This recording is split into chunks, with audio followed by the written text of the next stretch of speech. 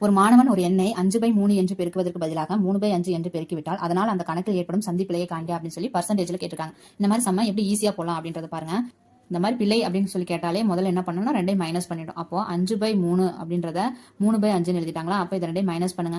Minus பண்ணா நமக்கு என்ன கிடைக்கும்? கிராஸ் மல்டிபிளிகேஷன் போட்டோம்னா 5×15 கிடைக்கும். மேல வந்து 5×25 மைனஸ் 3×9 கிடைக்கும். சிம்பிளிஃபை பண்ணோம்னா நமக்கு 16/15 அப்படின்னு சொல்லி கிடைக்கும். ஓகேவா? இப்போ என்ன பண்ணணும்னா இது வந்து எத்தனை பர்சன்டேஜ் வந்து இவங்க வந்து தப்பா எழுதியிருக்காங்க அப்படின்னு கேட்டிருக்காங்க.